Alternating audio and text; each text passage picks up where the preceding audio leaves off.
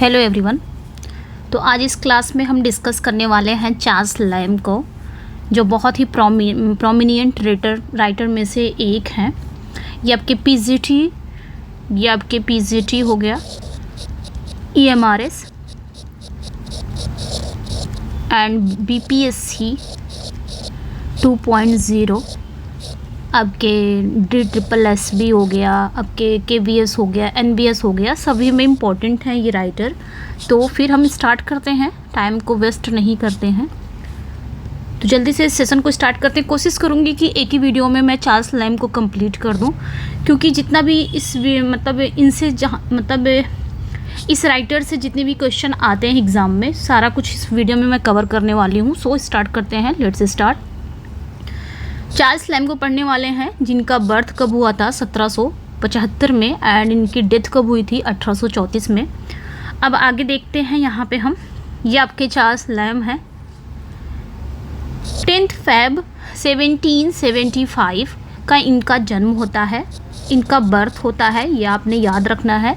27 December 1834 में इनकी death हो जाती है। ये इनकी डेथ डेट है, ये इनकी बर्थ डेट है। और known for essay of Elia, तो ये याद रखना है आपने, बहुत ही इम्पोर्टेंट है, पॉइंट है इनके इस राइटर के थ्रू। यानी कि नोन फॉर ये किसके लिए जाने जाते हैं, तो एस्से ऑफ एलिया के लिए जाने जाते हैं। बात जब भी आएगी एस्से ऑफ एलिया किस राइटर को कहा जाता है, तो आप चार्ल्स लैम पे जाएंगे। नेक्स्ट वन है नोन एज सब्जेक्टिव एसिस्ट। ये आपने याद रखना है कि सब्जेक्टिव एसिस्ट के रूप में कौन जाना जाता है, तो again Charles Lamb. Prince of English essayist important है, ये तीनों ही इंपॉर्टेंट हैं और ये भी बहुत बार पूछा जाता है कि प्रिंस ऑफ इंग्लिश एसिस्ट किसे कहा जाता है, तो आपके कौन है, चार्ल्स लैम है। ओके, ये चीज़ें आपने याद रखनी है। वैसे फादर ऑफ एस्से की बात आएगी तो आप वहाँ पे चले जाएंगे, फादर ऑफ इंग्लिश एस्से की बात आती है तो बेकन पे आप चले जाते हैं। नेक्स्ट वन पे आएंगे। अब यहाँ से कुछ पॉइंट हैं, तो इसको स्टार्ट करते हैं, जल्दी से देख लेते हैं।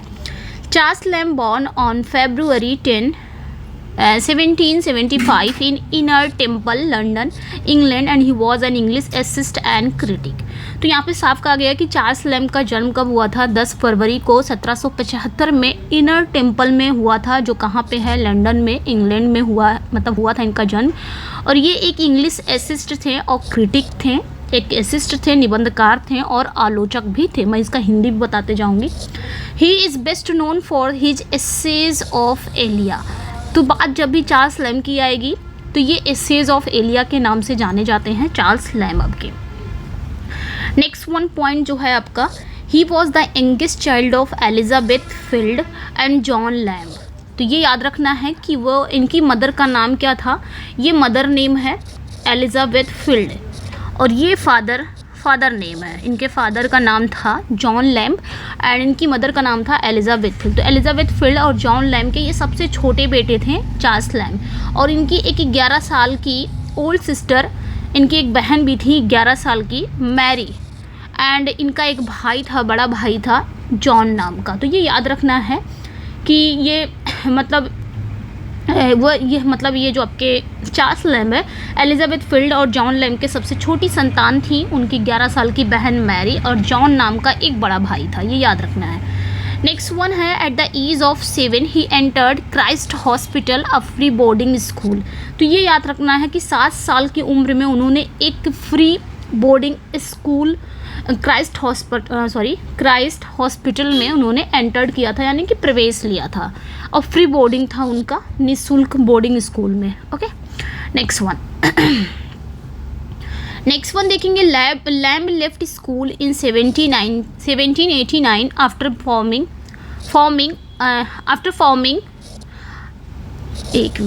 After forming a lasting friendship with Samuel Taylor Coleridge, यानी कि ST कॉलेज, अ क्लासमेट। यहाँ पे बात क्या हो रही है कि लैम ने अपने क्लासमेट सैमुअल टेलर कॉलेज के साथ एक अस्थायी मित्रता कायम करने के बाद 1789 में उन्होंने स्कूल छोड़ दिया था।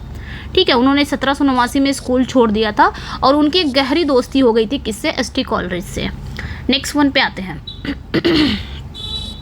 In 1792, he was hired a clerk in the East India Company. 1792 में उन्हें ईस्ट इंडिया कंपनी में क्लर्क के रूप में नियुक्त किया गया and work there for the next 33 years. और वहाँ उन्होंने अगले 33 वर्षों तक वहाँ उन्होंने वहीं काम किया। कहाँ पे?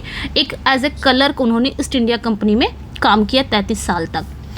नेक्स्ट वन है in a fit of madness on September 22, 1796 Lamb's sister Mary fatally killed their mother. अब यहाँ पे बात क्या हो रही है कि 22 सितंबर 1796 को पागलपन के आवेश में लैम की जो बहन थी मैरी, पागलपन के आवेश में लैम की बहन मैरी ने अपनी माँ की घातक हत्या कर दी थी। एक फैटली किल्ड उन्होंने कर दिया था अपनी ही माँ को, ठीक है, क्योंकि उनकी मानसिक संतुलन सही नहीं था मैरी का। नेक्स्ट वन पे आते हैं। After the death of her father in 1799, मतलब इनके फादर की डेथ कब होती है? 1799 में। Mary came to live with Charles for the rest of his life. तो 1799 में इनके पिता की मृत्यु के बाद मैरी जो बाकी के जीवन के लिए चार्ल्स के साथ रहने आ जाती हैं, rest of his life. Okay, next one पे आते हैं। नेक्स्ट वन पॉइंट क्या है? Lamb reacted with courage and loyalty. अब यहाँ पे बात क्या हो रही है कि लैम ने साहस और वफादारी के साथ रिएक्ट किया था, मतलब प्रतिक्रिया की थी on taking on himself the burden of looking after Mary in spite of recurrent mental condition which ultimately prevented Lamb from ever marrying. बात यहाँ पे क्या हो रही है कि लैम ने साहस और वफादारी के साथ ये प्रतिक्रिया किया था, मतलब उनकी बहन आ गई थी उनके पास रहने के लिए, अब उनकी जिम्मेदारी, उनकी जो भी टेक केयर करना था वो लैम ने बहुत ही करेज एंड लॉयल्टी के साथ इस चीज़ को उन्होंने अपनाया। और मैरी को बार बार होने वाली जो मानसिक स्थिति के बावजूद उनकी देखभाल का भार अपने ऊपर उन्होंने ले लिया था, जिनसे अंततः लैम को कभी भी शादी न करने से रोक दिया गया था, क्योंकि चूंकि उनकी मैरी जो उनकी बहन थी ये इनकी मेंटल कंडीशन ठीक नहीं थी, इस वजह से इनकी लुकिंग आफ्टर के लिए, मतलब देखभाल के लिए इन्होंने पूरी बर्डन अपने ऊपर ले लिया था और बाद ये शादी भी नहीं कर सके उस वजह से। नेक्स्ट वन पे देखते हैं। Okay, all these happiness in his life made him increasingly dependent on alcohol. अब जब इनकी ज़िंदगी में खुशी तो थी ही नहीं, इनकी सारी जो इनके जीवन में इन सभी घटनाओं ने इन्हें क्या कर दिया, पूरी तरह से एल्कोहल पर ये डिपेंड हो गए, क्योंकि चूंकि इनके जीवन में खुशी नहीं थी, माँ की हत्या कर दिया था उनकी बहन ने मेंटल कंडीशन की वजह से, मतलब उनके फादर की भी डेथ हो गई थी और पूरी जिम्मेदारी, इन्होंने शादी भी ना किया, उस वजह से बहन की पूरी जिम्मेदारी आ गई थी। और ये सारे जो उनके लाइफ में ये सारे जो इंसिडेंट हुए थे, इन घटनाओं ने उन्हें पूरी तरह से अल्कोहल पर निर्भर बना दिया था, वो अल्कोहल पीने लगे थे बहुत ज़्यादा। नेक्स्ट वन पे आते हैं।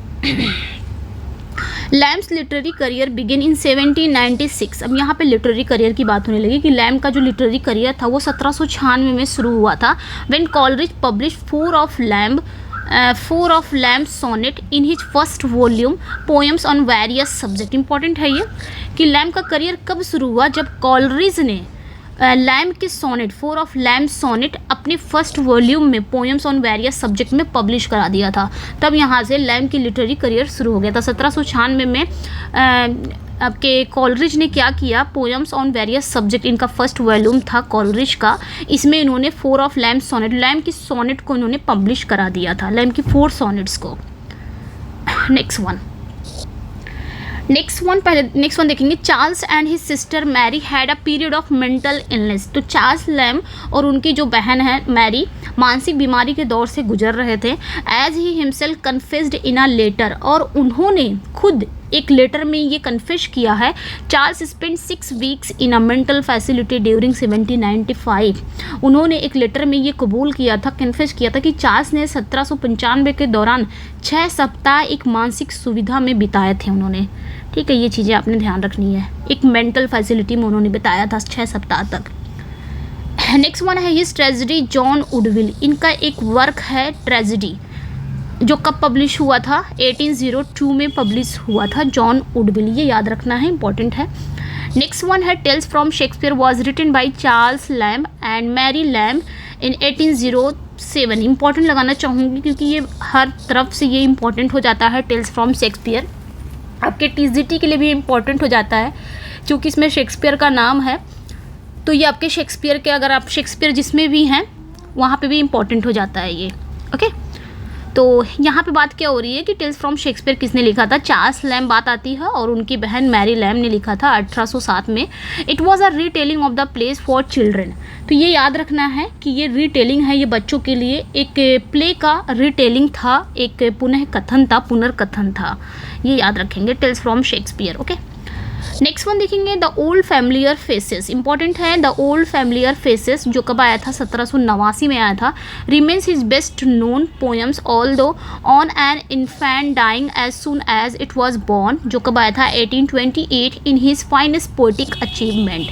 यहाँ पे बात क्या हो रही है कि जो आपका द ओल्ड फैमिलियर फेसेस जो 1789 में आया था, उनकी सबसे प्रसिद्ध कविता बनी हुई थी, ये वाला चार्ल्स लैम्ब की सबसे प्रसिद्ध कविता बनी हुई थी। हालांकि on an infant dying as soon as it was born जो 1828 में आया था, ये उनकी बेहतरीन काव्य उपलब्धि है, उनकी फाइनेस्ट पोएटिक अचीवमेंट है, ये याद रखना है। नेक्स्ट वन देखेंगे इन 1808 lamb also publish specimens of English dramatic poets who lived about the time of Shakespeare, a selection of scenes from Elizabethan dramas. यहाँ पे बात क्या हो रही है कि 1808 में लैम्ब ने क्या किया, 1808 में लैम्ब ने शेक्सपियर के समय के बारे में जितने भी अंग्रेजी नाटकी कवियों के नमूने भी उन्होंने पब्लिश किए थे, जो एलिजाबेथन ड्रामा के सीनों का चयन था, यानी कि एलिजाबेथन ड्रामा के जो दृश्यों का चयन था।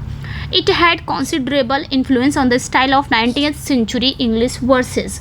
ये 19वीं शताब्दी के अंग्रेजी कविता की शैली पर काफ़ी प्रभाव था, तो ये याद रखना है। उन्होंने पब्लिश कराया था स्पेसिमेन इंग्लिश ड्रामेटिक पोएट्स, ये उन्होंने पब्लिश कराया था, जो कि एक सिलेक्शन था एलिजाबेथन ड्रामा का, एक दृश्य का। चलिए आगे आते हैं नेक्स्ट वन पे।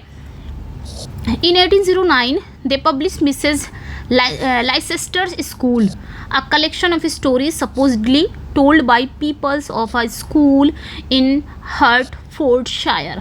यहाँ पे बात क्या हो रही है कि 1809 में उन्होंने मिसेज लिसेस्टर स्कूल पब्लिश किया था, तो ये याद रखना है, ये आपको मिसेज लिसेस्टर स्कूल, ये भी इनका वर्क था जो 1809 में पब्लिश किया गया था, और जो एक कलेक्शन था, यानी कि जो कथित तौर पर हर्टफोर्डशायर के एक स्कूल के विद्यार्थियों द्वारा बताई गई कहानियों का एक संग्रह था।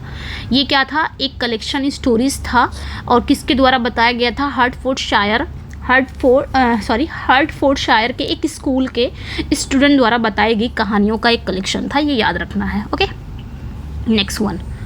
Lamb also contributed critical papers on Shakespeare and on William Hogarth to Hunt's Reflector। बात यहाँ पे क्या हो रही है कि लैम्ब ने शेक्सपियर और विलियम हॉगार्थ से लेकर हंट्स रिफ्लेक्टर पर महत्वपूर्ण पत्रों में भी योगदान दिया है। क्रिटिकल पेपर्स में भी उन्होंने शेक्सपियर और विलियम हार्थ से लेकर हंट रिफ्लेक्टर पर भी उन्होंने महत्वपूर्ण जो क्रिटिकल पेपर्स हैं उनमें भी उन्होंने कंट्रीब्यूट किया था। नेक्स्ट वन पे आएंगे। Lamb's criticism often appears in the form of Mariglia reactions and responses, brief comments, delicately phrased but hardly ever argued through। यहाँ पे बात क्या हो रही है कि लैम्ब की जो क्रिटिसिज्म थी, आलोचना थी, वो अक्सर सीमांत प्रतिक्रियाओं और संक्षिप्त टिप्पणियों के रूप में प्रकट होती थी। मतलब लैम्ब की जो क्रिटिसिज्म होती थी वो अक्सर कैसी होती थी, एक ब्रीफ कॉमेंट, मतलब कैसी होती थी, सीमांत होती थी, प्रतिक्रियाएं और जो संक्षिप्त टिप्पणियों के रूप में प्रकट होती थी, जो नाजुक ढंग से व्यक्त की जाती थी। जो कैसे व्यक्त की जाती थी, एक डेलिकेटली रूप से व्यक्त की जाती थी, ठीक है, लेकिन शायद ही कभी बहस की जाती थी, लेकिन कभी बहस नहीं किया जाता था लैम्ब की जो क्रिटिसिज्म होती थी। ओके, नेक्स्ट वन पे आते हैं। Lamb's greatest achievement were his remarkable letters and the essays that he wrote under the pseudonym Elia for London Magazine, which was founded in 1820। यहाँ पे बात क्या हो रही है कि जो लैम्ब की सबसे बड़ी उपलब्धि जो थी, उनके उल्लेखनीय लेटर और एस्से थे जो उन्होंने लंदन मैगजीन के लिए एक स्यूडोनिम एलिया के तहत लिखे थे। तो ये बहुत ही इंपॉर्टेंट हो जाता है कि लैम्ब का जो रिमार्केबल लेटर्स हैं और एस्सेज हैं, ये लैम्ब की सबसे बड़ी उपलब्धि थे, और उन्होंने लंदन मैगजीन के लिए अपना एक स्यूडोनिम उन्होंने लिखा था, मतलब अपना एक स्यूडोनिम के तहत इलिया, इनका स्यूडोनिम क्या था, इलिया, अपने एक सूडोनिम के तहत, इलिया के तहत उन्होंने लिखा था, जिसकी स्थापना कब हुई थी? 1820 में हुई थी, विच वॉज फाउंडेड इन 1820। ठीक है, मतलब ये जब प्ले लिखते थे ना, तो प्ले पे इनका नाम सूडोनिम क्या रहता था? इलिया। जैसे आपके गोल्सवर्दी का नाम क्या रहता था? जॉन सिन जॉन। गोल्सवर्दी का नाम जैसा रहता था जॉन सिन, उसी तरह ये भी अपने प्ले जो लिखते थे उस पर इनका चार्ल्स लैम नाम रहता था, इलिया नाम रहता था। ओके, इससे of Elia. Next one, his style is highly personal and mannered. तो इनका जो स्टाइल रहता था, इनकी जो शैली रहती थी, बहुत मतलब अत्यधिक व्यक्तिगत और सभ्य रहता था। इनकी जो स्टाइल रहती थी वो हाईली पर्सनल रहती थी, हाईली मैनर्ड रहता था, यानी कि सभ्य है इनका style. Its function being to create and delineate the persona of Elia, and the writing though sometimes simple is never plain। बात यहाँ पे क्या हो रही है कि इनकी जो शैली थी, इनकी जो स्टाइल थी वो बहुत ज़्यादा हाईली पर्सनल यानी कि व्यक्तिगत और सभ्य है। और इसका कार्य, मतलब इनका जो कार्य है, इसका कार्य, इट्स फंक्शन, इसका कार्य जो है वो इलिया के व्यक्तित्व को क्या कर रहा है? सृजित कर रहा है, सृजित करना और चित्रित करना है। और जो राइटिंग है, जो लेखन है, वो हालांकि कभी कभी सरल होता था। इनकी जो राइटिंग होती थी वो कभी कभी सिंपल होती थी और कभी कभी सादा नहीं होता था, ये भी आपने याद रखना है। इनकी जो राइटिंग, बस इतना याद रखना है कि इनकी स्टाइल हाईली पर्सनल मैनर्ड होती थी, इनकी जो राइटिंग होती थी कभी कभी सिंपल होती थी और कभी कभी सादा नहीं होता था। नेक्स्ट वन देखेंगे यहाँ पे, द एसेज कंज्योर अप। आगे क्या बात हो रही है कि जो एस्से था इनका, एस्से निबंध, हास्य के साथ, with humour and sometimes with pathos. मतलब जो इनका एस्से रहता था ना, इनके एस्से में हास्य भी होता था, ह्यूमर के साथ साथ कभी कभी करुणा के साथ साथ करुणा भी होती थी। पैथोज मतलब क्या होता है? करुणा भी होता था। Old acquaintances they also recall scenes from childhood and from later life and they indulge the author senses of playfulness and fancy. अब मैं अपनी भाषा में समझा रही हूँ। यहाँ पे बात क्या हो रही थी कि जो इनका एस्से होता था, हास्य के साथ साथ और कभी कभी करुणा के साथ साथ पुराने परिचितों को उजागर करते थे। मतलब पुरानी चीज़ों को इनके एस्से में आप देखेंगे, पढ़ेंगे ना, तो ऐसा लगेगा कि पुरानी चीज़ों को एक विद ह्यूमर स्टार्ट होता था, फिर कभी कभी उसमें पुरानी चीज़ों को पथोस भी, दुख भी दिखाया जाता था इनके एस्सेज में। ऐसा इनके एस्से होता था, मतलब कॉमेडी भी रहता था और ट्रेजेडी भी रहती थी और पुरानी चीज़ों को याद करके दिखाया जाता था। ऐसा इनका एस्से में ऐसी चीज़ें दिखाई जाती थी, तो ये याद रखना है। वे बचपन और बाद के जीवन के दृश्य को भी याद करते थे। इनके एस्से में अक्सर ये चीज़ें दिखाई जाएगा कि वो अपने बचपन की और बाद की जो चीज़ें उनके साथ हुई हैं, यानी कि पास्ट के बारे में वो याद करके अपने एस्सेज में लिखते थे। इनके एस्सेज में ये सारे मिलेंगे और वो लेखक की चंचलता और कल्पना की भावना को शामिल करते थे। ठीक है, ये चीज़ें आपने याद रखनी है। तो इनके हिस्से में ह्यूमर भी है, इनके हिस्से में पथोस भी है, यानी कि इनके हिस्से में एसेज में हास्य के साथ साथ करुणा के साथ साथ पुरानी चीज़ों को भी याद करना है और उस चीज़ को याद करके रोना भी है, हंसना भी है। ये सारी चीज़ें इनके हिस्से में रहती थी। ओके, जैसे हम कोई चीज़ पास्ट की चीज़ों को याद करके, कोई फ़नी चीज़ रहती है जो हमको सुकून देती है, हम उसको याद करके हंस लेते हैं। लेकिन कोई चीज़ ऐसी पास्ट की है, जैसे किसी की डेथ हो गई, हमने किसी अपने बिलवेड को खो दिया, तो उस चीज़ को याद करके हम क्या करते हैं? दुखी हो जाते हैं। तो ये इनके एस्सेज में मिलता था ये सारी चीज़ें। अब खुद पढ़ेंगे इनके एस्से में, ये सारी चीज़ें हैं, अभी मैंने पढ़ाऊँगी आगे। चलिए आगे हम देखते हैं आगे बात क्या हो रही है। ओके, बीनीथ दियर विमिस्कल सरफेस। बात यहाँ पे क्या हो रही है कि आगे देखेंगे, बीनीथ दियर विमिस्कल सरफेस, मतलब अपनी सनकी सतह के नीचे। Lamb's essay are much an expression of the romantic movement as the words of Coleridge and William Wordsworth. यहाँ पे बात क्या हो रही है कि अपनी सन की सतह के नीचे लैम्प के जो एसेज होते थे वो रोमांटिक आंदोलन की उतनी ही अभिव्यक्ति है जितनी कि कॉलरिज और विलियम वर्ड्सवर्थ की कविताएं होती थी। तो ये आपने याद रखना है, रोमांटिक मूवमेंट की। सिंपली कहने का मतलब है कि जो निबंध, जो लैम्प के एसेज होते थे वो रोमांटिक मूवमेंट की उतनी ही अभिव्यक्ति है जितनी कि हमारे कॉलरिज और विलियम वर्ड्सवर्थ की है। नेक्स्ट वन पे आएंगे यहाँ पे, Lamb first Elia essays were publish separately in 1823। Important है ये इम्पोर्टेंट है। यहाँ पे बात क्या हो रही है कि लैम्प का जो पहला इलिया एस्से आया था वो 1823 में अलग से पब्लिश हुआ था। And second series appear the last essays of Elia in 1833। और जो दूसरी सीरीज आई थी, सेकेंड सीरीज जो आया था वो 1833 में आया था, the last essays of Elia के रूप में ये पब्लिश हुआ था। तो सिंपली याद रखिएगा कि 1823 में ये पब्लिश हुआ था, सेपरेटली अलग से पब्लिश हुआ था, फर्स्ट एलिया एस्से था। ठीक है, ये याद रखनी है। सेकेंड सीरीज में ये आया था, नाम क्या था, title the last essays of Elia in 1833। ठीक है, फर्स्ट एसेज ऑफ एलिया कब आया था, 1823 में। लास्ट एसेज ऑफ एलिया कब आया था, 1833 में। ये सेकेंड सीरीज में पब्लिश हुआ था। ये इंपॉर्टेंट हो जाता है चार्ल्स लैम्ब की बात अगर आए।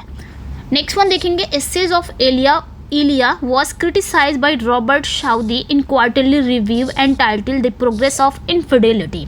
तो रॉबर्ट साउदी द्वारा the progress of infidelity title से क्वार्टरली रिव्यू में इलिया के एसेज यानी कि एसेज ऑफ इलिया की आलोचना की गई थी। सिंपली एसेज ऑफ इलिया की आलोचना किसने किया था, रॉबर्ट साउदी ने किया था। कहाँ पे, क्वार्टरली रिव्यू में किया था किस टाइटल में, the progress of infidelity title से उन्होंने किया था। ये याद रखना है। नेक्स्ट वन पे आएंगे, कॉलरिज कॉल्ड लैम्ब माई जेंटल हार्टेड लैम्ब चार्ल्स। ये इंपॉर्टेंट हो सकता है, ये इंपॉर्टेंट है भी, क्योंकि कॉलरिज ने लैम्ब को क्या कहा है, माई जेंटल हार्टेड चार्ल्स, मतलब मेरा कोमल हृदय चार्ल्स। नेक्स्ट वन आएगा, नेक्स्ट वन है, the principal biographer of Lamb was E V Lucas. ये याद रखना है कि मतलब लैम्ब के जो प्रमुख जीवनी लेखक कौन है, वो ईवी ल्यूकस थे। ये इनके प्रिंसिपल बायोग्राफर थे, ये आपने याद रखना है। नेक्स्ट वन है, एक एक चीज़ यहाँ पे इंपॉर्टेंट है। नेक्स्ट वन है द साउथ सी हाउस। इनका जो द साउथ सी हाउस है वह द फर्स्ट एस्से है इनका इन एसेज ऑफ इलिया में। ये एक कलेक्शन है इनका, वॉल्यूम है एसेज ऑफ इलिया में। फर्स्ट एस्से कौन सा था, द साउथ सी हाउस। तो ये याद रखना है। ओके, इसमें एक कलेक्शन, मतलब ये एस्से ऑफ इलिया इनका एक वॉल्यूम है और इसमें ये एस्से था द साउथ सी हाउस, ये फर्स्ट एस्से था। In this essay he used to pseudonym Elia for himself. इस एस्से में इन्होंने अपने लिए कौन सा सूडोनिम यूज़ किया है, इलिया को यूज़ किया। Where is Mary Lamb appears a cousin Bridget. और इस एस्से में मैरी लैम्ब ने अपने लिए कौन सा सूडोनिम यूज़ किया है, कुजीन ब्रिजेट। ये आपने याद रखना है, इसको कजिन भी पढ़ा जाएगा, कजिन ब्रिजेट के रूप में दिखाई देती हैं इस एस्से में। तो इलिया की बात जब आएगी तो लैम्ब के लिए है, और कजिन ब्रिजेट की बात आएगी तो मैरी लैम्ब के लिए, उनके सिस्टर के लिए। ओके, चलिए अब आगे आते हैं, नेक्स्ट वन पे आते हैं। नेक्स्ट वन क्या है आपका, lamb spoke about his father using the name of Lovell. तो यहाँ पे याद रखना है कि लैम्ब ने अपने पिता के बारे में लवेल नाम का उपयोग करने की बात कही है। उन्होंने अपने पिता के बारे में कौन सा नाम यूज़ किया है, लवेल। ये याद रखना है अपने पिता के बारे में। इन his essay Elia on the old benches he created a portrait of his father. तो अपने एस्से Elia on the old benches में उन्होंने अपने पिता का एक चित्र बनाया है। इस एस्से में उन्होंने क्रिएट किया है अपने पिता का एक portrait. Next one, from 1833 until their death Charles and Mary lived at Bay Cottage Church Street Edmonton London. तो यहाँ पे बात क्या हो रही है कि 1833 से अपनी मृत्यु तक चार्ल्स और Mary Bay Cottage Church Street Edmonton London में वो रहे जब तक उनकी डेथ नहीं हो गई। ठीक है, ये याद रखिएगा। नेक्स्ट वन पे आते हैं। On 27 December 1834 Lamb died of strepto. ये याद रखना है, streptococcal infection erysipelas. Okay, erysipelas contracted from a minor gaze on his face sustained after sleeping in a street when he was 59 years of age। तो यहाँ पे बात क्या हो रही है कि 27 दिसंबर 1834 को लैम्ब की स्ट्रेटोकोकी संक्रमण एरिसिप्लेस से उनकी डेथ हो जाती है। कौन सा इन्फेक्शन लगता है उनको, स्ट्रेटोकोकी एक इन्फेक्शन होता है, एरिसिप्लेस। उनकी डेथ हो जाती है जो कि 59 वर्ष की उम्र में सड़क पर फिसलने के बाद उनके चेहरे पर मामूली नज़र लगने से होता है। तो ये चीज़ें आपने याद रखना है। चलिए आगे देखते हैं। Lamb is buried in All Saints church yard Edmonton. तो इनको दफनाया कहाँ गया था, लैम्ब को All Saint church yard Edmonton में दफनाया गया था लैम्ब को। His sister who was 10 years his senior survived him for more than a dozen years. तो उनकी जो सिस्टर थी, उनकी बहन थी जो उनसे 10 साल बड़ी थी, वो 1 दर्जन से अधिक वर्षों तक वो जीवित रही। He was buried besides him. तो उन्हें भी उनके बगल में दफनाया गया था जब उनकी डेथ हो गई थी। तो ये याद रखना है, इंपॉर्टेंट है ये। आगे देखेंगे 2 of the houses at Christ hospital are named in his honour. तो ये याद रखना है कि क्राइस्ट हॉस्पिटल के 2 घरों का नाम उनके सम्मान में रखा गया था। नेक्स्ट वन है he is also honoured by the Latimer School, a grammar school in Edmonton where he lived for a time. यहाँ पे बात क्या हो रही है, एक मिनट, यहाँ पे बात क्या हो रही है कि उन्हें एडमोंटन के एक grammar school the Latimer school द्वारा भी सम्मानित किया गया, जहाँ वो कुछ समय तक रहे थे। ओके, नेक्स्ट वन है sir Edward Elgar wrote a orchestral work dream children inspired by Lamb's essay of that title. तो यहाँ पे याद रखना है कि जो सर एडवर्ड एल्गर हैं उन्होंने लैम्स के उस टाइटल के निबंध से प्रेरित होकर एक ऑर्केस्ट्रा वर्क ड्रीम चिल्ड्रन लिखा। ये आपने याद रखना है, ठीक है। ड्रीम चिल्ड्रन किसने लिखा है, सर एडवर्ड एल्गर ने लिखा है। एक ऑर्केस्ट्रल वर्क है और किनसे इंस्पायर थे, तो लैम के एस्से ऑफ दैट टाइटल से। नेक्स्ट वन है a quotation from Lamb. Lamb के लिए कोटेशन था, क्या था, lawyers I suppose were children once, मतलब वकील, लॉयर, मुझे लगता है कि एक समय बच्चे थे। Served as the epigraph to Harper Lee's novel to kill a mockingbird. बात यहाँ पे क्या हो रही है कि हार्पर ली का जो नॉवल है टू किल अ मॉकिंग बर्ड के लिए एपिग्राफ के रूप में कार्य करता है, ये याद रखना है। ओके, चलिए आगे देखेंगे। अब यहाँ पे कुछ इनका मेजर वर्क्स हैं और मेजर वर्क्स के थोड़े यहाँ पे बताया गया है, उनका इंट्रोडक्शन दिया गया है कि इनके वर्क में क्या क्या इंपॉर्टेंट हो सकते हैं, तो इसको भी देख लेते हैं। ज़्यादा वर्क नहीं है, 5-6 वर्क है। मैंने पहले ही शुरुआत में बता दिया था कि मैं इस वीडियो में ज़्यादा से ज़्यादा चार्ल्स लैम्ब को एक ही वीडियो में कवर करना चाहूँगी। ओके, जहाँ से ज़्यादा क्वेश्चन आते नहीं उनसे है, लेकिन जितना आपको इस राइटर से नॉलेज लेना चाहिए इतना ही काफ़ी है अगर आपने पढ़ लिया चार्ल्स लैम्ब के बारे में। ओके, चलिए major works of Lamb. Lamb के कुछ मेजर वर्क्स हैं, कौन कौन से। सबसे पहले देखेंगे essays of Elia. Essays of Elia is a collection of essays. ये एक कलेक्शन था, एसेज का कलेक्शन है, written by Charles Lamb, first publish in book form in 1823। तो ये याद रखना है कि एसेज ऑफ एलिया ये क्या है। एसेज ऑफ इलिया ये एक एसेज का कलेक्शन है जिसको चार्ल्स लैम्ब ने लिखा है और पहली बार ये पब्लिश कब हुआ था, एक बुक फॉर्म में पब्लिश हुआ था 1823 में, और बाद में अभी सेकंड सीरीज इसका कब आया था, second volume last essays of Elia आया था, इशूड इन 1833। मैंने पहले ही बता दिया है कि 1833 में इसे इशू किया गया था। लैम्ब हिमसेल्फ इज़ द इलिया, जैसे कि हमने ऊपर पढ़ा है, Lamb himself is the Elia of the collection and his sister Mary is cousin Bridget. तो ये इंपॉर्टेंट है। यहाँ पे बात क्या हो रही है कि लैम्ब ने स्वयं के लिए इलिया रखा, इस कलेक्शन में लैम्ब ने स्वयं के लिए क्या रखा, अपने आप के लिए इलिया को रखा, मतलब इलिया को सीडोनिम लिया उन्होंने, और उनकी बहन मैरी कजिन ब्रिजेट रखी। ठीक है, इन्होंने सीडोनिम लिया था इसमें कजिन ब्रिजेट के नाम से। Charles first use the pseudonym Elia for an essay on the South Sea House. तो यहाँ पे बात क्या हो रही है कि चार्ल्स ने सबसे पहले साउथ सी हाउस पर एक एस्से के लिए सीडोनिम इलिया का इस्तेमाल किया था। Okay, Elia was the last name of an Italian man who worked there at the same time as Charles and after that essay the name stuck, full stop. यहाँ पे बात क्या हो रही है कि चार्ल्स इन्होंने इलिया नाम कहाँ से पाया था, तो इलिया एक इटालियन मैन का अंतिम नाम था, एक लास्ट नाम था, सॉरी यहाँ पे ये नेम है। Okay, name. तो यहाँ पे बात क्या हो रही है कि इलिया जो था वो इलिया एक इटालियन व्यक्ति का अंतिम नाम था जिसने चार्ल्स के साथ ही वहाँ काम किया था, और उस एस्से के बाद ये उनके दिमाग में ये नाम स्टक हो गया था। Okay, the personal and conversational tone of the essay. इस एस्से का जो पर्सनल है, जो व्यक्तिगत है, और जो कॉन्वर्सेशनल टोन है, संवादात्मक जो लहजे हैं, वो हैज़ चार्म्ड मेनी रीडर्स। उसने क्या किया, कई रीडर्स को मंत्रमुग्ध कर दिया, चार्म्ड कर दिया। इस एस्से का कॉन्वर्सेशनल टोन और पर्सनल, ये चीज़ें याद रखनी है, और इससे बहुत ज़्यादा इम्पॉर्टेंट, और इसके अंदर ये चीज़ें बहुत ही इंपॉर्टेंट है, आपने याद रखना है। ओके, चलिए आगे देखेंगे। ड्रीम चिल्ड्रन, नेक्स्ट इनका वर्क है ड्रीम चिल्ड्रन। तो इसके बारे में भी देख लेते हैं, इसमें इन्होंने क्या बात की है, थोड़ा जानेंगे। Lamb begins with easy, sorry ये इससे है, 1 मिनट। एस्से।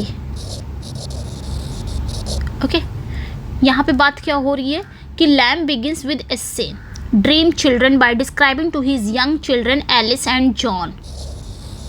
ये याद रखना है, मतलब लैम ने ड्रीम चिल्ड्रन जो एस्से की शुरुआत अपने छोटे बच्चे एलिस और जॉन को the tales of his childhood when he used to live with his great grandmother Mrs Field, ये याद रखना है। तो यहाँ पे बात क्या हो रही है, ड्रीम चिल्ड्रन में ये इससे कहाँ से शुरुआत होता है, तो लैम इसमें क्या करते हैं, अपने छोटे बच्चे एलिस और जॉन को अपने बचपन की कहानियों के बारे में बताते हैं जब वो अपनी परदादी श्रीमती फील्ड मिसेस फील्ड के साथ वो रहा करते थे। The tone of the essay shifts from humorous to tragic when Lamb described the death of his beloved brother and great grandmother whom he loses at an early age of his life। यहाँ पे बात क्या हो रही है कि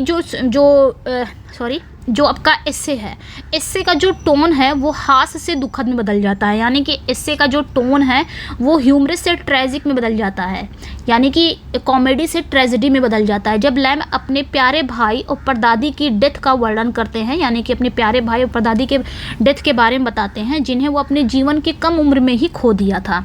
तो simply यहाँ पे है कि वो अपने बच्चों को इसमें बताते हैं, एलिस एंड जॉन को कहानी बताते हैं कि कैसे वो अपने परदादी बचपन में अपने परदादी यानी कि मिसेस फील्ड के साथ रहा करते थे और अचानक ही, ये अभी तो वो खुशी खुशी बता रहे थे कहानी, लेकिन अचानक ही उनका इससे में उनका टोन चेंज हो जाता है, वो ह्यूमरस से ट्रेजिक की तरफ चले जाते हैं, मतलब एक दुख भरी बातें, थोड़ा सैड हो जाते हैं। क्या बताते हैं कि उनके सबसे प्यारे भाई, उन्होंने अपने प्यारे भाई और अपनी ग्रैंड मदर को उन्होंने खो दिया बहुत ही कम उम्र में। ठीक है, आगे देखेंगे। The essay highlights the themes of loss and regret in Lamb's life। तो इससे जो है वो लैम के जीवन में लॉस और अफसोस के विषयों पर प्रकाश डालता है ये इससे। The essay reflect nostalgically on his childhood and regret the loss of dear ones। तो ये जो इससे है इस एस्से में जो एसिस्ट हैं यानी कि हमारे चार्ल्स लैम अपना क्या करते हैं, अपने बचपन की यादों को ताज़ा करते हैं और अपने प्रियजनों को, अपने डियर को खोने का अफसोस करते हैं कि कैसे उन्होंने अपने भाई को और अपने दादी को उन्होंने कैसे खो दिया बहुत ही कम उम्र में। वो बहुत ज़्यादा नॉस्टैल्जिक होते हैं, याद करते हैं। He also feels depressed on the loss of his unrequited love Alice and regret not marrying one. आगे क्या कह रहे हैं कि वो एक तरफा प्यार एलिस को खोने पर भी उदास महसूस करते हैं। इसमें उन्होंने ये भी बात कही है कि उनका एक तरफा प्यार था एलिस, उसको खोने पे भी उदास महसूस करते हैं और एलिस से शादी न करने का वो पछतावा भी करते हैं, इस हिस्से में बताते हैं। Thus Lamb highlight the pain and regret of losing loved ones in life, persuading the essayist to indulge in a dream world fantasy in order to reflect upon the sweet memories of the days gone by. आगे क्या कहते हैं कि इस प्रकार lamb ने जीवन में प्रियजनों को, अपने जो डियर हैं, अपने बिलवेड और अपने दादी और अपने भाई को खोने के दर्द और अफसोस पर प्रकाश डालते हैं और जो निबंधकार के बीते दिनों की मीठी यादों को प्रतिबिंबित करने के लिए सपनों की दुनिया को कल्पना में शामिल होने के लिए प्रेरित करते हैं। ओके, ये चीज़ें इसमें दिखाई गई है, तो ये चीज़ें आप इसमें देख सकते हैं। ओके, तो इसमें यही चीज़ दिखाया गया है। बस ये जो आपका ड्रीम चिल्ड्रन है वो अपने बच्चों को बताते हैं, एलिस एंड जॉन को अपने बचपन की कहानी बताते हैं कि कैसे वो अपने परदादी मिसेस फील्ड के साथ रहा करते थे। अब बाद में बताते वो बहुत पहले तो वो खुशी बताते हैं, बाद में वो दुख में बदल जाता है, सैड हो जाते हैं। जब वो अपने प्यारे भाई परदादी की डेथ के बारे में बताते हैं तो वहाँ पर सैड हो जाते हैं अचानक से, जैसे उन्होंने कितनी कम उम्र में उन्होंने खो दिया था। और इसमें राइटर क्या करते हैं, अपने हानि और अफसोस के विषयों पर प्रकाश डालता है ये इससे।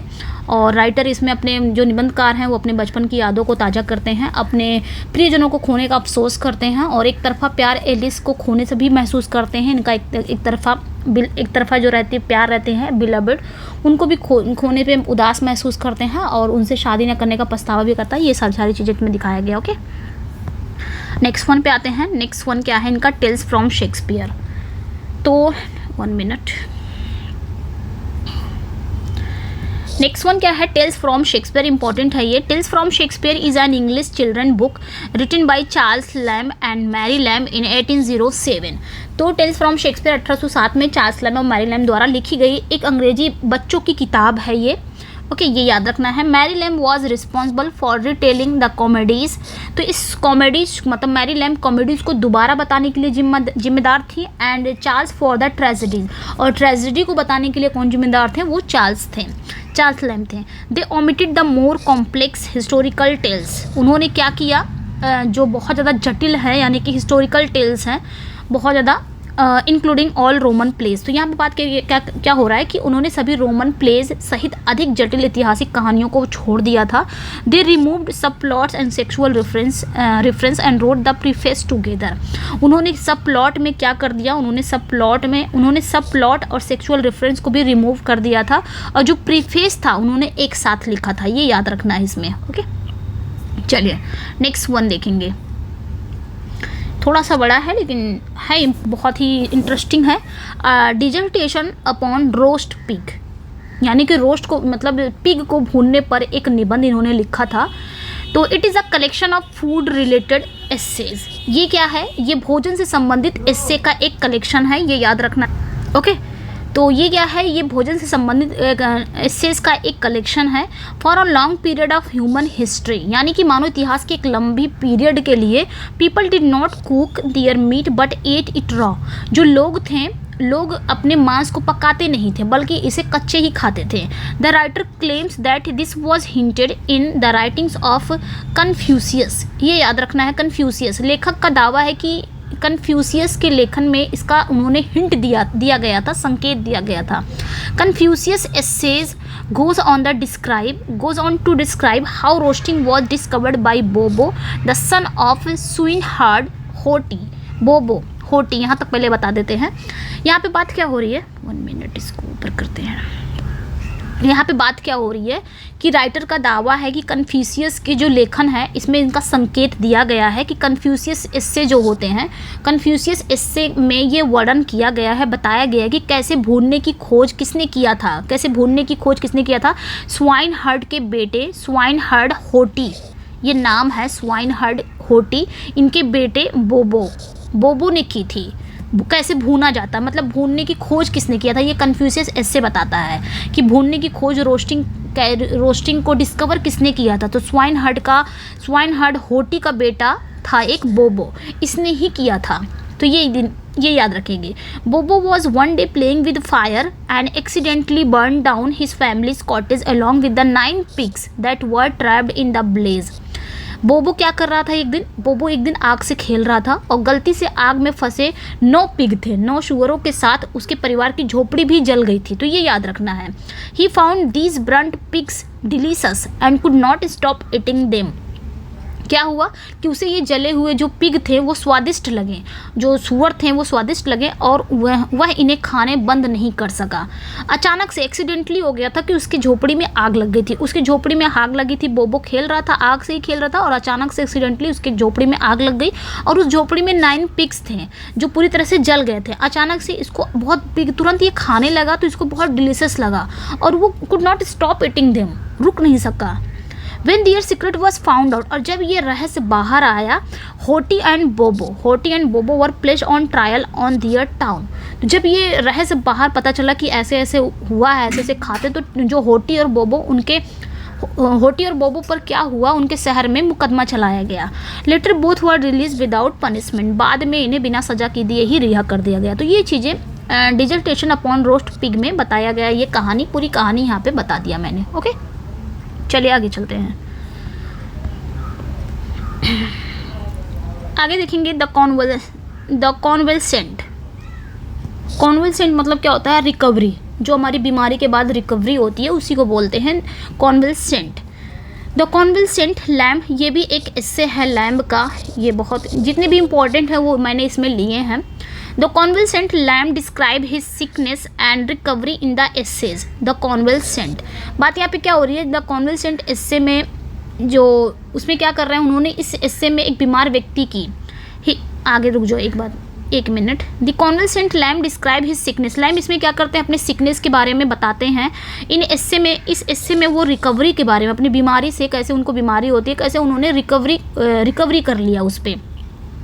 He expressed his thoughts in this essay from the point of view a sick man because he recently suffered from fever. तो इस essay में वो एक बीमार व्यक्ति के दृष्टिकोण से अपने विचार व्यक्त किए हैं क्योंकि वो हाल ही में क्या है बुखार से पीड़ित थे. He begins to think that supreme selfishness is his only duty. तो उनका ये सोचना मतलब वो ये सोचने लगते हैं कि उनका जो सबसे सुप्रीम सेल्फिशनेस है यानी कि परम स्वार्थ ही एकमात्र उनका कर्तव्य है. हिज ओनली ड्यूटी है. His only thought is how to get well. तो उनका एकमात्र विचार ये भी था कि वो कैसे ठीक हो जाएं. Lamb call sickness a magnificent dream and his sick bed to throne of a king because he feels like a king and enjoy royal solitude and respect. आगे लैम्ब क्या कहते हैं कि लैम्ब बीमारी को एक शानदार सपना बताते हैं. क्या कहते हैं कि बीमारी क्या है, एक मैग्निफिसेंट ड्रीम है. और क्या कहते हैं, अपने बीमार बिस्तर को वो राजा सिंहासन कहते हैं. और जो सिक बेड है वो अपने बीमार बिस्तर को क्या कहते हैं, एक राजा का सिंहासन कहते हैं. क्योंकि वो एक राजा की तरह महसूस करते हैं. क्योंकि वो कैसा महसूस करते हैं, एक राजा की तरह महसूस करते हैं और शाही एकांत और सम्मान का आनंद लेते हैं. He changes sides very often like a politician. वो एक राजनेता की तरह अक्सर पाला बदलते रहते हैं. तो कहने का मतलब ये है इसमें कि कॉन्वल्सेंट क्या होती है, बीमारी होती है कि जब एक आदमी कोई भी जब बीमार होता है तो वाकई में उसको कितनी केयर, अभी हम लोग अपना ही देखें, बीमार पड़ जाते हैं तो कितनी केयर हम लोग को मिलती है. माँ बाप जो हैं बाबू बहनी कर लेगा, हम अपनी भाषा में समझेंगे, बाबू बहनी करने लग जाते हैं, आके हमेशा देखते रहते हैं, तबीयत ठीक है, बिस्तर पे खाना मिलता है, बहुत ज़्यादा केयर हो जाता है. ऐसा लगता है कि लाइक एक राजा की तरह ट्रीट किया जा रहा है हम लोगों को. हम एक राजा हैं और हमारा जो बेड है वो एक थ्रोन है. यही चीज़ इसमें इन्होंने बताया है. ठीक है, चलिए. और उस तरह हमको ट्रीट किया जा रहा है. हमारे सामने सब कुछ नाश्ता पानी वगैरह, खाना वगैरह, दवाई, सब कुछ देखभाल, इतनी देखभाल हो जाती है. उतनी देखभाल तो पूरा टाइम पूरा साल भर में नहीं होता, लेकिन जैसे बीमार पड़ जाओ बहुत ही देखभाल हो जाता है. तो वही चीज़ कह रहे हैं, जैसे बीमार पड़ जाओ वही लाइक अ किंग हो जाता है और उसका जो सिक बेड है वो थ्रोन की तरह हो जाता है. ओके, ये चीज़ इसमें बताया गया है. नेक्स्ट वन है the praise of chimney sweepers. ये भी बहुत ही इंपॉर्टेंट इनका वर्क है, the praise of chimney sweepers. ये भी इनका एस्से है. इस एस्से में Lamb provides an emotional account of his interaction with the young poor boys who use to sweep the soot covered chimneys industrial England. तो इसमें बात क्या हो रही है कि इस एस्से में लैम्ब एक उन युवा गरीब लड़कों के साथ अपनी बातचीत का एक भावनात्मक विवरण प्रदान करते हैं जो इंडस्ट्रियल इंग्लैंड में कालिक से ढकी चिमनी को साफ करते हैं. मतलब जो इंडस्ट्रियल इंग्लैंड में जो चिमनी को साफ, जो कालिक से ढकी चिमनी होती है उसको साफ करते हैं, उनका वर्क रहता है. उस चिमनी स्वीपर्स की कहानी इसमें बताते हैं. They would begin at dawn and spent out to get the soots sticking to the chimney ducts. मतलब वो सुबह होते ही काम शुरू कर देते हैं, अपने काम पे चले जाते हैं, काम शुरू कर देते हैं. जो चिमनी नालिकाओं में चिपकी कालिक को हटाने में घंटों बिताते हैं. और it even with all their troubles. और फिर भी सभी परेशानियों के बावजूद they would laugh and sing together. वो एक साथ हंसते हैं और गाते रहते हैं. They would crack jokes. वो चुटकुले भी सुनाते हैं. Live as honest life. और एक ईमानदार जीवन भी जीते हैं. तो ये बात लैम्ब चिमनी स्वीपर्स की कहानी बताते हैं कि जो चिमनी स्वीपर्स काम करते हैं उनकी मतलब उनको प्रेज कर रहे हैं. The praise of chimney sweepers. जो स्वीपर्स होते हैं, चिमनी को साफ़ करने वाले जो वर्कर्स होते हैं, वो मतलब काम इतना ऐसा करते हैं. कोई कहते हैं ना, कोई काम छोटा बड़ा नहीं होता है. हर काम में बस इंसान को खुश रहना चाहिए कि काम कर रहा है, खुश रहना चाहिए. कोई काम छोटा बड़ा नहीं है. तो वही चीज़ यहाँ पे ये उन्होंने बताया है कि कैसे एक चिमनी स्वीपर सुबह उठते हैं, काम करते, जाके साफ़ करते हैं, कालिक को साफ़ करते हैं. और उसके बावजूद बहुत सारी परेशानियाँ होती है छोटे से काम में, उसके बावजूद ये एक साथ हंसते हैं, मुस्कुराते हैं, एक साथ कितने खुश रहते हैं, जोक भी मारते हैं और एक ऑनेस्ट लाइफ ये जीते हैं. ओके, इस बारे में बताया गया. चलिए आगे देखते हैं. ये लास्ट है, तो इतना ही मैंने रखा था इसमें. इसको भी जल्दी से पढ़ लेते हैं. 7 इसमें इनके वर्क को मैंने कवर कर दिया है. The South Sea House. अगला है ये आपका एसेज ऑफ एलिया का फर्स्ट वर्क है इनका, द साउथ सी हाउस. ये भी एसे है. In this essay the writer narrates his tale of the place lived through many people he had honour of meeting in it. तो इस एसे में ना जो राइटर है उस प्लेस की अपनी कहानी सुनाते हैं, उस स्थान की अपनी कहानी सुनाते हैं जहाँ उन्हें कई लोगों से मिलने का गौरव प्राप्त हुआ था, जहाँ पे उन्हें कई लोगों से मिलने का गौरव प्राप्त हुआ था, वहाँ की ये कहानी बताते हैं। They may be long gone but their memories are still buried in the walls of the South Sea. House पे बात क्या हो रही है कि वो शायद लंबे समय से चले आ रहे हैं, लेकिन उनकी यादें अभी भी हाउस की दीवारों में दबी हुई है। साउथ सी हाउस की बात हो रही है। The story begins with an account of the glorious past of an old splendid building on the banks of England. जो स्टोरी है, स्टोरी की शुरुआत इंग्लैंड के तट पर स्थित एक पुरानी लेकिन शानदार इमारत के गौरवशाली अतीत के वर्णन से शुरू होती है। जो स्टोरी है ये एक पास्ट के चीज़ों से शुरू होती हैं। The place which is deep quiet and now was once vibrant with hopes. आगे क्या कह रहे हैं कि ये जो प्लेस है वो जो प्लेस है जो अब बेहद शांत है। अब जो साउथ सी हाउस है ना बहुत ज़्यादा शांत है, बहुत ज़्यादा बेहद शांत है। विद होप्स, कभी आशाओं, नॉइज़ एंड ऑप्टिमिज्म, कभी आशाओं, शोर और आशावाद से जीवंत था। कभी वो प्लेस, जो प्लेस की ये बात कर रहे हैं, इस प्लेस में he remembers his mates sharing jokes and having fun. आगे क्या कहते हैं, उन्हें याद है कि उनके साथी चुटकुला साझा करते थे, मतलब उनके साथी क्या करते थे, चुटकुला सुनाते थे, कैसे वो मौज मस्ती करते थे अपने पास्ट की लाइफ में। दे वर कंजर्वेटिव इन आउटलुक, वो आउटलुक में कैसे होते थे, कंजर्वेटिव होते थे। अपने साथियों की बात कर रहे हैं कि उनकी जो दृष्टिकोण होती थी वो कैसी होती थी, रूढ़िवादी होती थी, but hopeful in their attitude. लेकिन वो अपने दृष्टिकोण में कैसे होते थे, होपफुल होते थे, आशावान होते थे। One such character was Evans, उसमें से एक कैरेक्टर का नाम उन्होंने भी ले लिया है कि उनमें से एक कैरेक्टर था इवांस नाम का। और ऑन द अदर हैंड, दूसरी तरफ his deputy the Thomas was arrogant and boastful. दूसरी तरफ उनका डिप्टी था थॉमस, जो बहुत ही एरोगेंट था, बूस्टफुल था। दोनों का मतलब घमंडी होता है, बहुत ही घमंडी था। ओके, ये याद रखना है। तो थॉमस के बारे में इन्होंने बताया, इवांस के था। तो ये साउथ सी हाउस में इन्होंने ये कहानी बताया है। तो ये सिंपली यही इतना ही बस मैंने लिया था। ये बहुत ही इंपॉर्टेंट वर्क मैंने कवर कराए हैं और उनकी बायोग्राफीज़ भी देखें, उनके वर्क भी देखें, वर्क के अंदर उन्होंने क्या क्या बताया। ये तो ये सारा पढ़ने के बाद अगर एक निचोड़ निकाला जाए ना तो ये होता है कि इन्होंने अपने एस्सेज में ना, मोस्टली एस्से में इन्होंने बस अपने पास्ट की चीज़ों को सामने रखा है, पास्ट की चीज़ों को याद किया, नॉस्टैल्जिक ये याद कर सकते हैं।